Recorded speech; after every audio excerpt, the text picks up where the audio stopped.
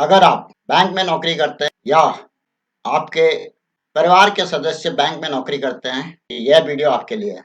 दोस्तों, मैं इस चैनल के माध्यम से बैंकिंग, इंश्योरेंस, पीएसयूज़, गवर्नमेंट की स्कीम्स के बारे में चर्चा करता रहता हूँ। अगर आपको इस प्रकार की कोई जानकारी चाहिए तो इस चैनल को सब्सक्राइब करें और साथ ही जहाँ पर भी वीडियो आपको पसंद आता है तो उसको लाइक अवश्य करें। दोस्तों, आज के इस वीडियो में मैं बैंकों के बदलते परिवेश में महिला कर्मियों की दशा के बारे में चर्चा करूंगा। दोस्तों, जैसे कि आपको मालूम है कि पिछले 2 दशकों से, खास तौर पर पिछले 1 दशक से बैंकिंग इंडस्ट्री में काफ़ी ज़्यादा प्रेशर्स बढ़ गए हैं। एक ओर नई जनरेशन के प्राइवेट सेक्टर बैंक काफ़ी कॉम्पिटिशन्स दे रहे हैं पीएसयू बैंक्स को। दूसरी ओर पीएसयू बैंक द्वारा प्योर बैंकिंग के अलावा बाकी और कई किस्म के बीमा इत्यादि के बीमा, पेंशन और म्यूचुअल फंड की योजनाओं को बेचने के लिए भी बैंक कर्मियों के ऊपर तो प्रेशर है ही, लेकिन जो महिला बैंक कर्मी हैं उनके ऊपर प्रेशर और ज़्यादा बढ़ गए हैं। जैसे कि आपको मालूम है कि भारत एक पुरुष प्रधान समाज है, जहाँ पर महिलाओं को न केवल अपने घर की पूरी जिम्मेदारियां पूरी करनी पड़ती हैं, बल्कि ऑफिस में भी पूरा ही योगदान देना पड़ता है। आज महिलाएं न केवल बैंकिंग में बल्कि आर्मी में भी भर्ती हो रही हैं और बाकी केंद्रीय बल जैसे सीआईएसएफ है और सीआरपीएफ है, बीएसएफ है, हर फील्ड में महिलाएं अग्रणीय रूप से भाग ले रही हैं। और अब तो भारत सरकार ने पार्लियामेंट में भी 33% रिजर्वेशन महिलाओं के लिए कर दिया है। हालांकि मेरा ये मानना है कि यहाँ जनसंख्या का लगभग 50% महिलाएं हैं, तो उनका योगदान पार्लियामेंट में भी 50% तक होना चाहिए था। खैर, ये तो पार्लियामेंट की बात है। मैं अपने मुख्य विषय बैंकिंग में हो रहे बदलाव और बैंक में महिला कर्मियों के साथ जो वर्क प्रेशर बढ़ रहे हैं उसके विषय में चर्चा करूंगा।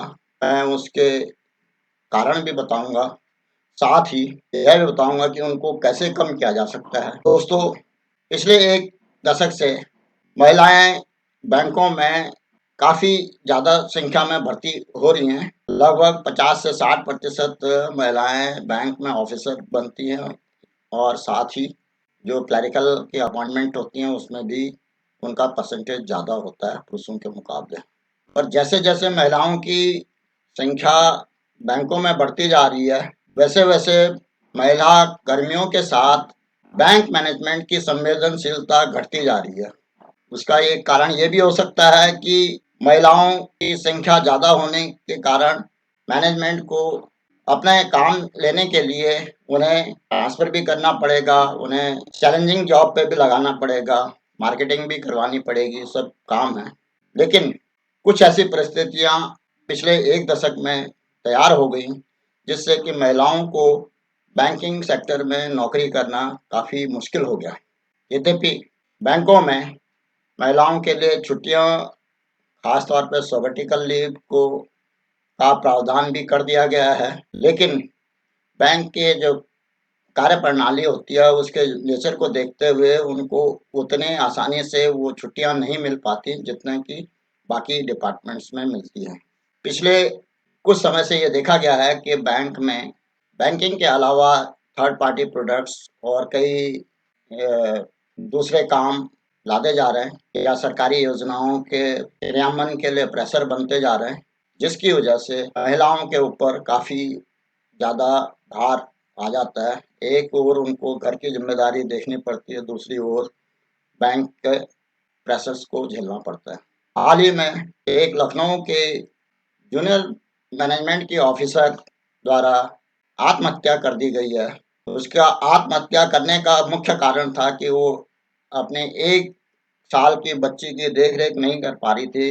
उसने सैबैटिकल लीव के लिए अप्लाई किया था, लेकिन उसको लीव नहीं दी गई और लगातार बैंक में काम के प्रेशर की वजह से उसको ये एक्सट्रीम स्टेप लेना पड़ा।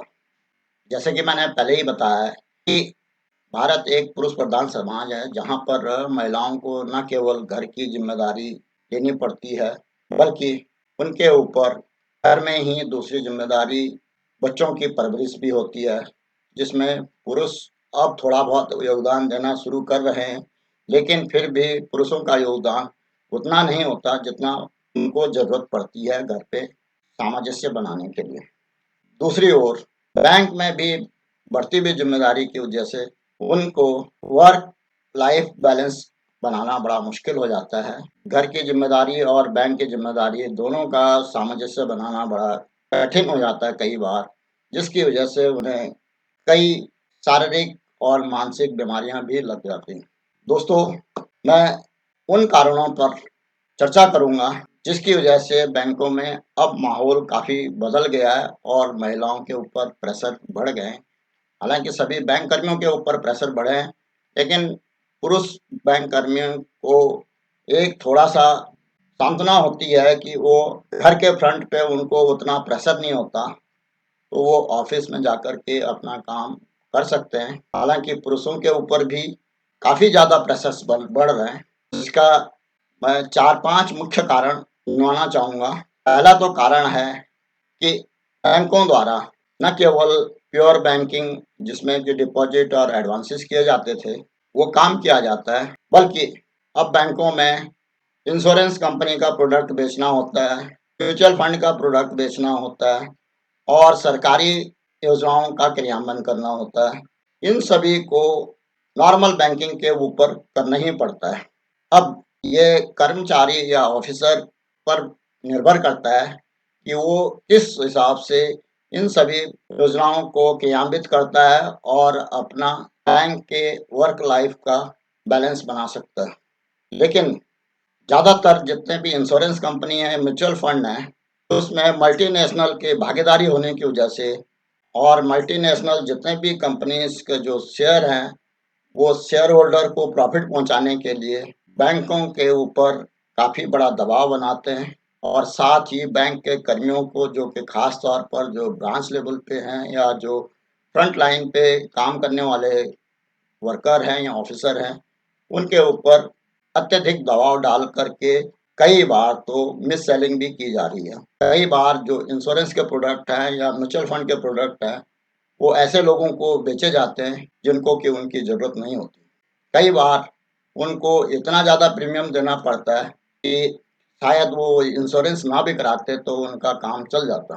दूसरा जो कारण है, वो पिछले 1 दशक में सरकार द्वारा जन धन, डिमोनेटाइजेशन, एसएमई के एडवांसेस, स्मॉल एडवांसेस, हाल ही में विश्वकर्मा योजना भी चलाई जा रही है। इस प्रकार की योजनाओं से बैंक के कर्मियों के ऊपर बहुत ज़्यादा दबाव पड़ता है और दूसरी ओर यह कहा जाता है कि बैंक के कर्मचारियों की पर एम्प्लॉय प्रोडक्टिविटी काफ़ी कम है। उस समय उनको new generation private sector bank के साथ कंपेयर किया जाता है, जबकि एक औसत बैंक कर्मी का 70% समय केवल सरकार की योजनाओं को क्रियान्वित करने में लगता है। यदि सरकार की योजनाएं क्रियान्वित की जाती हैं, तो उसमें प्रोडक्टिविटी का कोई मॉनेटरी स्केल नहीं होता।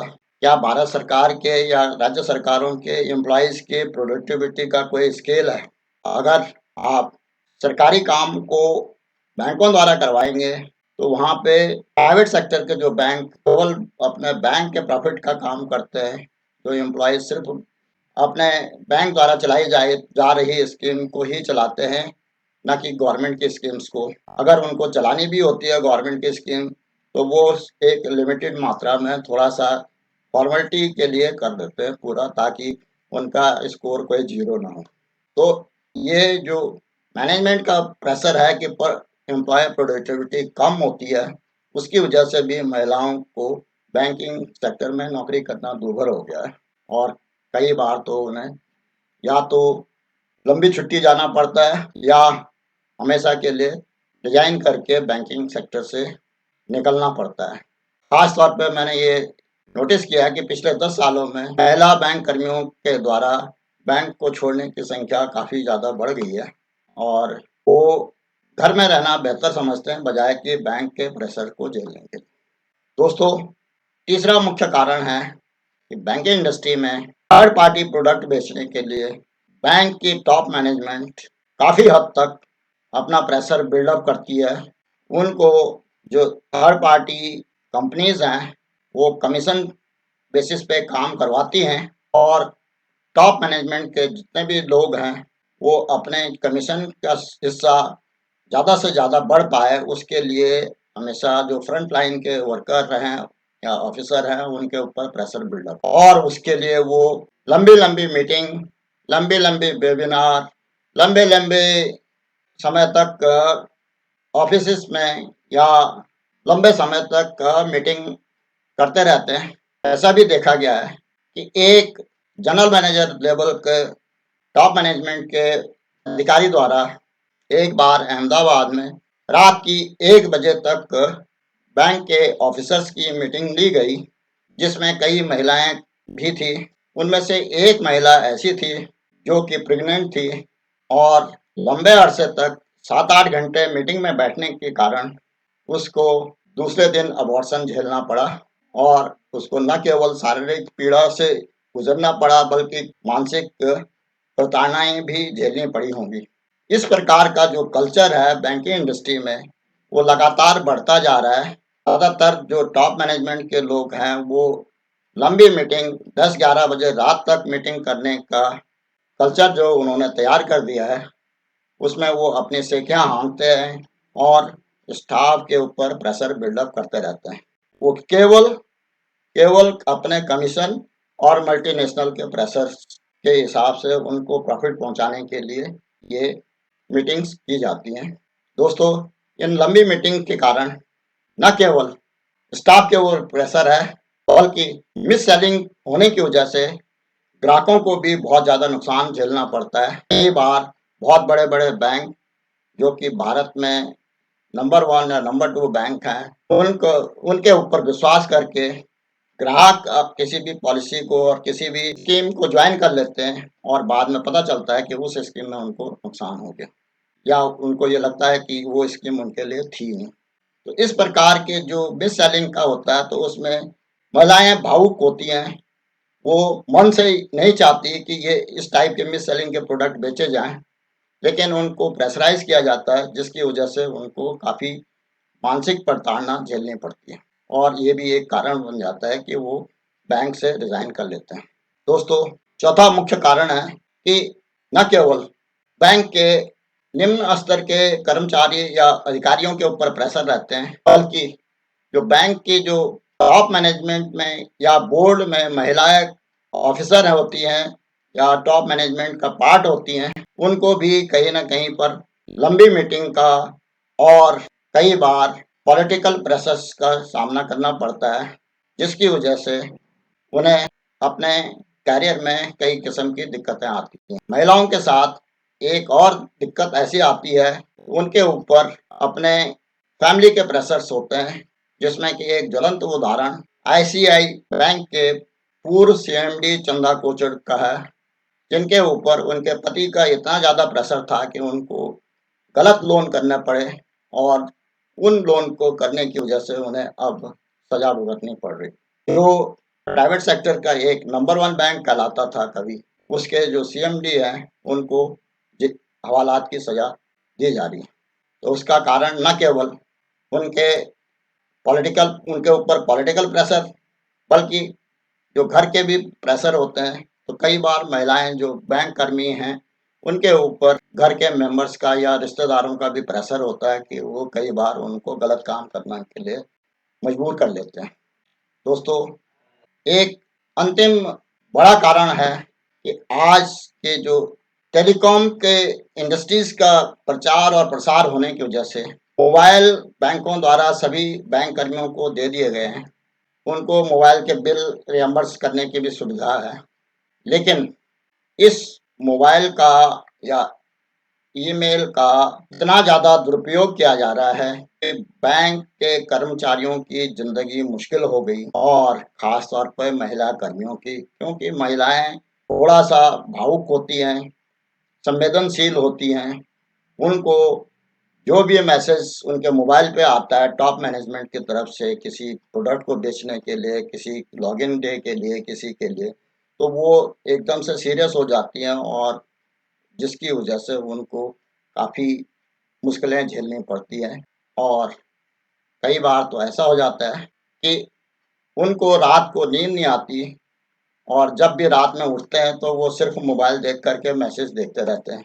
अक्सर मैंने ये सुना है कि पर बैंक ऑफिसर या ब्रांच मैनेजर को एक दिन में 100 से 300 तक मैसेज आते हैं और वो सिर्फ केवल और केवल किसी न किसी प्रोडक्ट को बेचने के लिए, किसी न किसी लॉगिन के लिए ही आते हैं। तो मोबाइल जहाँ एक सुविधा है, वहाँ उनके लिए एक अभिशाप बन चुका है। दोस्तों, ये जो 5 मुख्य कारण हैं, इनके अलावा काफ़ी और कारण हैं जिसकी वजह से महिला कर्मियों के लिए बैंक में काम करना बड़ा दूभर हो गया है। लेकिन इस वीडियो में सबका ज़िक्र करना मुश्किल है। मैं अब इन पाँचों कारणों को ध्यान में रखते हुए बैंक की मैनेजमेंट को संदेश देना चाहता हूँ, उनसे अनुरोध करना चाहता हूँ कि बैंक कर्मियों को या बैंक अधिकारियों को खास तौर पर जो नीचे के लेवल पे काम कर रहे हैं, उनको एक इंसान की तरह ट्रीट करें, ना कि मशीन की तरह। क्योंकि मल्टीनेशनल जितने भी होंगे, वो केवल और केवल आदमी को मशीन की तरह ट्रीट करते हैं और जब तक उनसे काम लिया जा सकता है ले लेंगे, उसके बाद उनको फेंक देंगे। लेकिन ऐसा पीएसयू में नहीं होता। पीएसयू बैंक्स के अपने नॉर्म्स हैं, अपने रूल्स एंड रेगुलेशंस हैं, उनके एम्प्लॉइज़ के रूल्स हैं, उनके वर्कमैन डिस्प्यूट एक्ट हैं, कई एक्ट के तहत वो गवर्न होते हैं। तो भारतवर्ष में वो वाला कल्चर मत लाइए जो कि मल्टीनेशनल में है। लंबी मीटिंग अवॉइड करिए, खास तौर पर 6 बजे के बाद की जो मीटिंग 11 बजे रात, 2 बजे रात, 1 बजे रात की मीटिंग होती हैं, उनको ना करें। यदि कोई मीटिंग करनी भी है, तो उस ऑफिसर की ड्यूटी स्टैगर कर दी जाए, उसको दिन में ब्रांच के काम में इन्वॉल्व ना किया जाए, उसको केवल शाम को जो मीटिंग करनी है उसी में बुलाया जाए।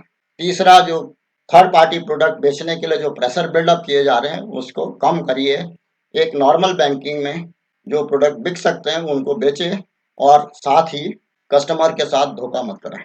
चौथा सुझाव है, जो आप सोशल मीडिया या एसएमएस, व्हाट्सएप और किसी के थ्रू ब्रांच मैनेजर के और ब्रांच के स्टाफ के ऊपर मैसेजेस थोपते रहते हैं, उनकी संख्या कम करें। इस मैसेजेस से आप कोई उसकी प्रोडक्टिविटी नहीं बढ़ा रहे हैं, बल्कि जो टेलीकॉम इंडस्ट्री का बिल है, उसको ज़रूर बढ़ा रहे हैं आप बैंकिंग इंडस्ट्री के लिए। लाखों के मैसेजेस जो है वो बल्क में जाते हैं, उसके लिए पेमेंट होती है, हर मैसेज का कॉस्ट पड़ता है। तो आप बैंक का प्रॉफिट बढ़ाने के बजाय बैंकों को नुकसान कर रहे हैं। बैंक में कोशिश करें कि जो महिला कर्मी हैं, उनको एक कंजेनियल माहौल दिया जाए ताकि वो अपने करियर और प्रमोशन के बारे में भी सोचें और उनको अपने करियर प्रोग्रेशन में भी सपोर्ट दें और साथ में उनको फैमिली का बैलेंस बनाने का भी समय दें। तभी बैंक के बोर्ड में महिला कर्मियों की संख्या बढ़ेगी। आज मैं देखता हूँ कि काफ़ी बैंकों के बोर्ड में एक भी महिला कर्मी नहीं है। यदि उन्होंने फॉर्मेलिटी पूरी करने के लिए किसी को रखा है, तो वो पार्ट टाइम डायरेक्टर्स रखे हुए हैं। बोर्ड में जो एक्सटर्नल डायरेक्टर होते हैं, वो महिला रखी गई है ताकि उनको एक फॉर्मेलिटी पूरी कर दें। लेकिन यदि आपके जो रेगुलर स्टाफ से प्रमोट हुआ डायरेक्टर जो बोर्ड में रहेगा, उसके डिसीजन मेकिंग अलग होगी। जो एक्सटर्नल डायरेक्टर होगा, वो अपने सिर्फ पर्सनल मोटिव के लिए ही काम करेंगे। दोस्तों, आज के इस वीडियो में मैं इतना ही कहना चाहूँगा। आशा है कि इस वीडियो में दी गई जानकारी से आपको कहीं न कहीं लाभ होगा, साथ ही आपको पसंद आया होगा। अगर ये पसंद आया वीडियो, तो उसको लाइक करें, अपने दोस्तों में शेयर करें। ज़्यादा से ज़्यादा दोस्तों में शेयर करेंगे तो ये मैसेज सभी जगह पास ऑन होगा। यदि संभव हो सके तो अपने टॉप मैनेजमेंट को भी इस मैसेज को पास ऑन करने की कोशिश करें ताकि आपके ऊपर प्रेशर कम हो। यदि और कोई जानकारी चाहिए तो उसके लिए कमेंट करें। फाइनेंशियल लिटरेसी से संबंधित, बैंकिंग से संबंधित, पीएसयू से संबंधित, गवर्नमेंट के स्कीम से संबंधित कोई भी जानकारी के लिए इस चैनल को सब्सक्राइब करें और बेल नोटिफिकेशन के लिए बेल आइकन दबाना न भूलें। वीडियो को अंत तक देखने के लिए धन्यवाद। जय हिंद, वंदे मातरम।